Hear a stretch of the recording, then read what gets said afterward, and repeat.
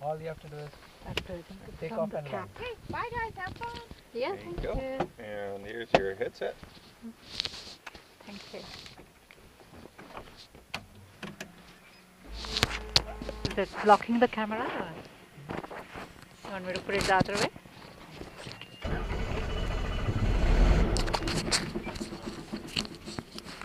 The camera made some sound. Maybe it's recording or no, it made some sound.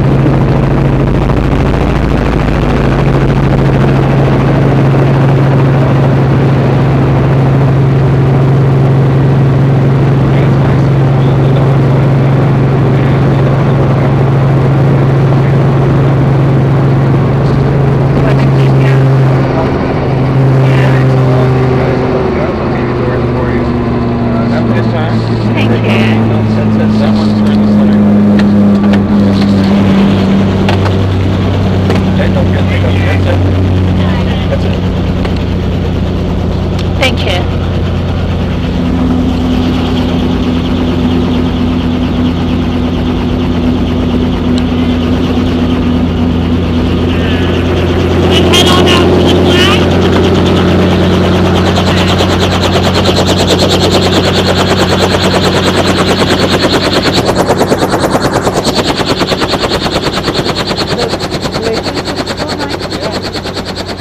Amazing. Wow.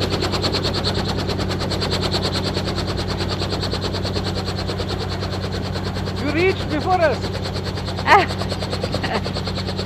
Good afternoon. Good afternoon. Welcome to our home. Hi. Wow. Yeah, not bad. That's one snowy home. Yeah. My name's Peter. I'll be your guide. How are you guys doing? Pretty good. Doing good. Enjoy your flight up.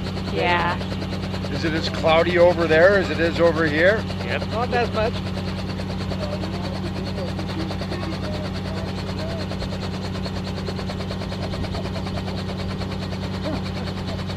We'll let the helicopter take off so I don't have to talk over it. The dogs just stay here? Or?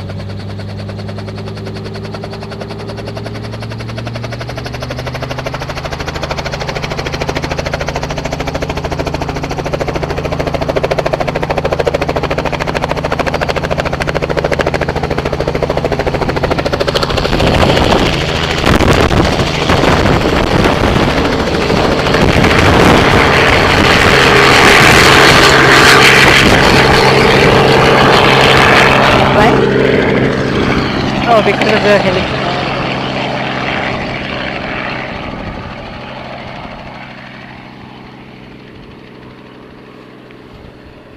Getting it all on film? Yeah. Very good. Tell me when you want me to turn around or turn me around. Yeah. Well, like I said, welcome to our home. Thank you. We're on the Punchbowl glacier. We're actually standing on 1,000 feet of ice and snow right here. It's here all year. We're not. Everything you see up here was flown up about a month and a half ago. It's actually suspended from the bottom of the helicopter by a cable or a rope. And when we leave here in the beginning of September, everything's going to disappear up here. So this is a summertime sled dog operation. And this is basically summer training camp for racing dogs. And that's kind of what we've got going on here. Do you guys have any prior knowledge about sled dogs at all? Nothing. How long have you been in Alaska for? A week. A week. Enjoying yourselves? Pretty much. Very good. Yeah, no, it's a beautiful state. No, big. There's a lot of stuff to do. So, come on over. Let's say hi to Chinook here. Now, a lot of times when people come up here, they expect to see dogs that look like this, right? This is our greeting dog. She's real friendly. Feel free to step up and give her some scratches. Now, at any point in time, I'm actually happy to grab your camera and get pictures of Oh, you guys. that would be wonderful. Could you take a picture of us? I sure could. I will take several pictures. Thank you. Thank you. That's so nice of you.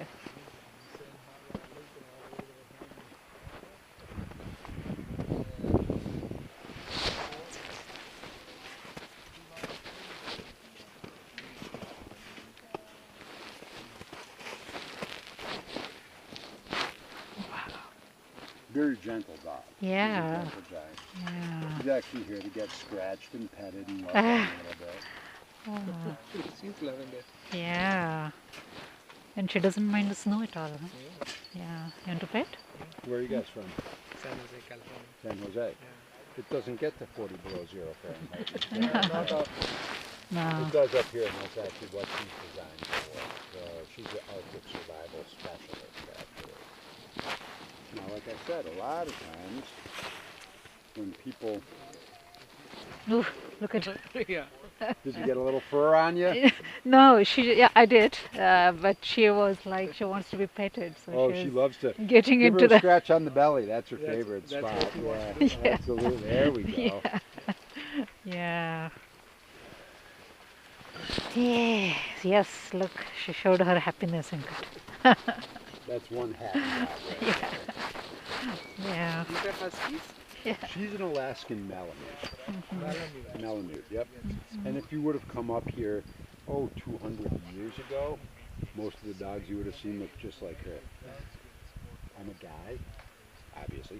I have a beard, right? I like to compare things to vehicles, right? Now, if I was to compare her to a vehicle, she's my F-350 Super Duty pickup with big dualies and a big diesel engine, right? She's a big, heavy freighting dog. She's kind of a truck, okay? Her and 5 of her buddies are good for over 1,000 pounds of pulling power. Yeah, and that's what she is. She's a freighting dog, we call it. So, big bones, big feet, slow and steady. She moves, Okay. let's say 3 to 6 miles an hour all day long. Wow. 20, 30, 40 miles a day, right? Like I said, a slow, steady worker. Now, up until the 1920s, up here in Alaska, everything that moved around the state, wood stoves, mining supplies, food, lumber, building supplies, any of that moved by dog team, especially in the winter time.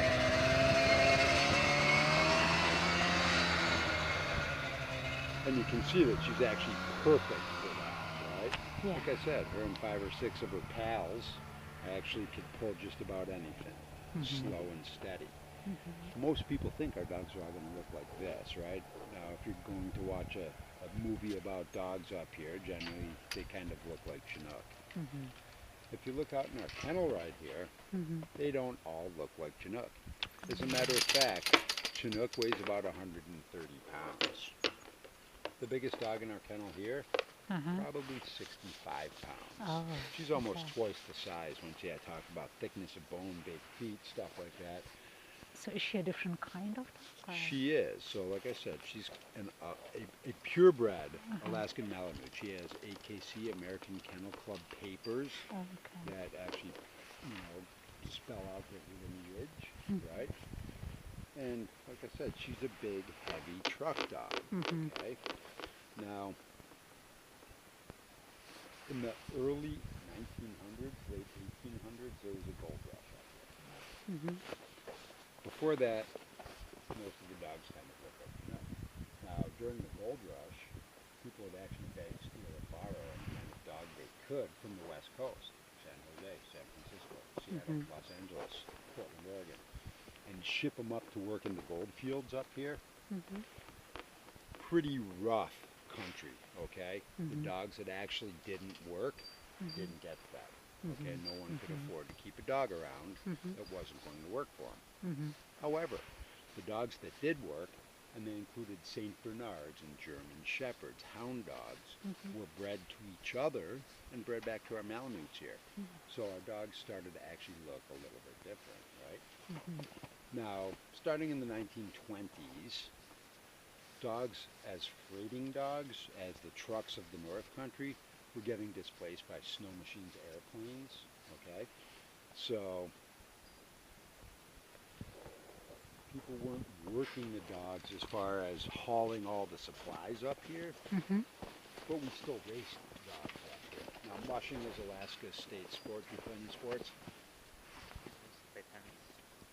Okay. Quick. You're a quick, tennis is a quick. You need lightning reflexes, right, to be good at it. So, anyways, we kind of downsized our dogs from these big, kind of heavy dogs to smaller dogs. We're racing them now. So we want faster dogs, slightly faster reflexes, okay? Now, those first races were stage races, 20 or 30 miles a day, 2 or 3 days in a row, and the cumulative time actually wins.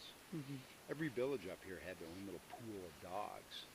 They would pick their best musher, take their best dogs, and they would send them either to Anchorage for the Fur Ronde, that's the name of one race. They would send them to Fairbanks for the North American Open, North American Championships, or both. Okay, and very prestigious to actually win those races, bragging rights in the state of Alaska. So, anyways, people started racing dogs. They started breeding them a little bit smaller, a little bit faster. Okay.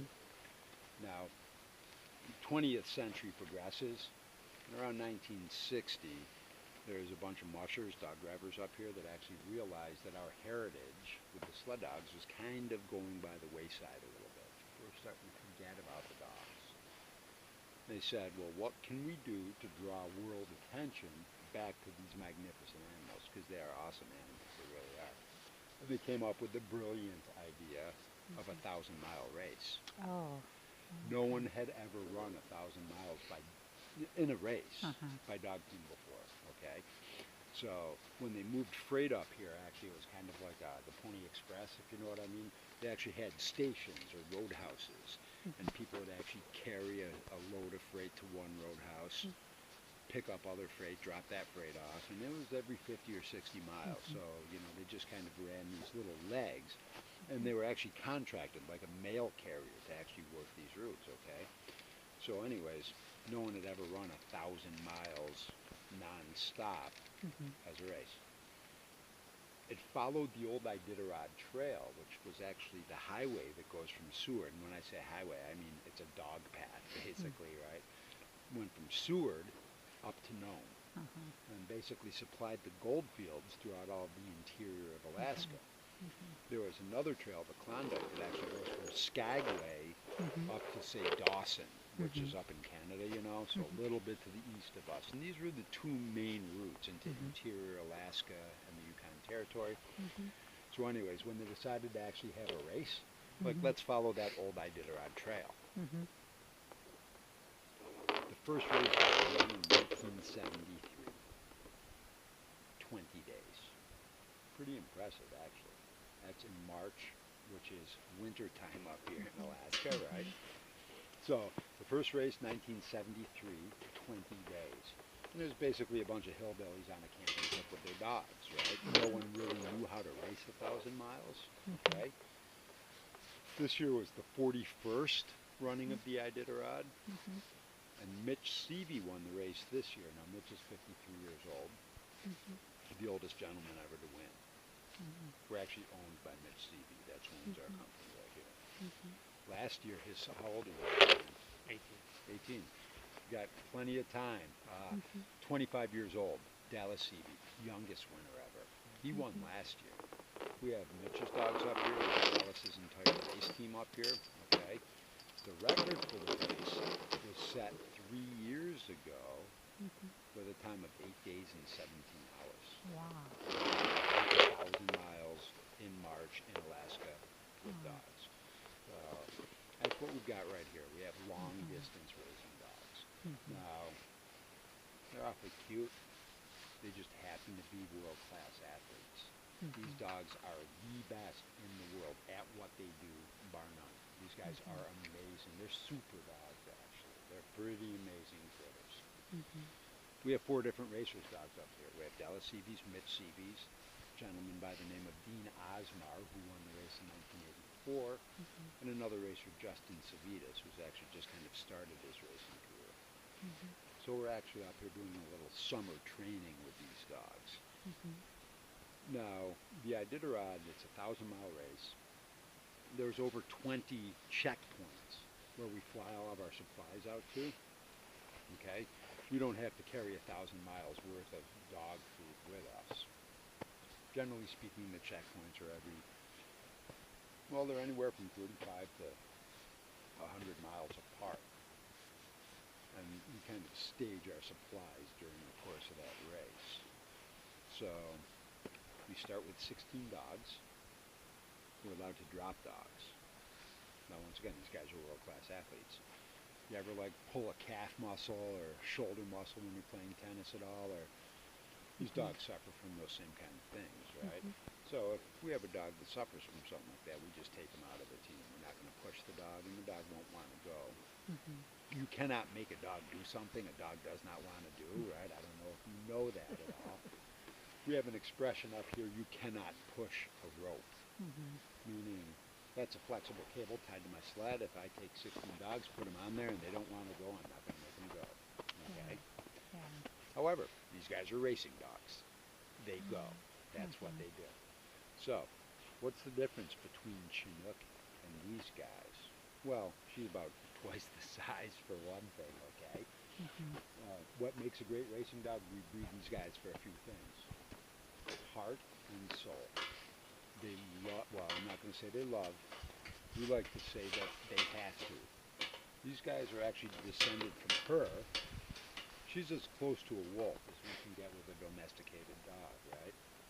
Wolves, they run long distances, they hunt in a pack, they respond to a pack leader. It's everything our racing dogs do here, okay? So they're genetically programmed to do what they do. They've been doing it for 200,000 years as wolves, and about 12,000 years as a domesticated dog. Little known fact, all domesticated dogs originated in Siberia. That's where people first tamed a wolf and turned it into a dog. Those dogs were working dogs. They pulled sleds. Our dogs have inherited that legacy. That's exactly what these guys do. So we breed them for that. We breed them for their appetites. What did you have for breakfast this morning? Couple pieces of bread. That's no breakfast. It's like, come on, where's the French toast and the ice cream and the Hershey bar and the, okay, 200 calories, something like that. In the wintertime when these guys are actually cranking, 15,000 calories. Yeah, these guys are eating machines. That's actually a genetic trait. We actually breed them to eat, and we train them to eat. So, F-350 Super Duty Ferraris and Lamborghinis, right? If you don't put the gas in the Lamborghini, it's not going to go, right? So, we want these guys to eat everything we give them, and we give them a lot, mostly meat-based. And it's everything from beef to salmon, whitefish, beaver, all sorts of chicken and turkey fat, pure fat, you know, basically any real rich source of high protein, high fat food. That's what these guys eat. We breed them for their coats. Now you notice that she's kind of furry, right? So she has what we call a double coat. Got these long, coarse outer hairs, and then you can see this stuff that actually almost, well, there's a lot of outer hair mixed in there, but there's this stuff. I'll get something done. Oh, come here, Nut. Stop it. Let me grab some of your fur. But I'll get something down in here. There we go. It looks like wool, right? Right from a sheep. So anyways, those long hairs lie over this. She's good at 40 below without flinching, okay? All of these dogs have some sort of double coat like that. They work best at 20 below zero. Yep.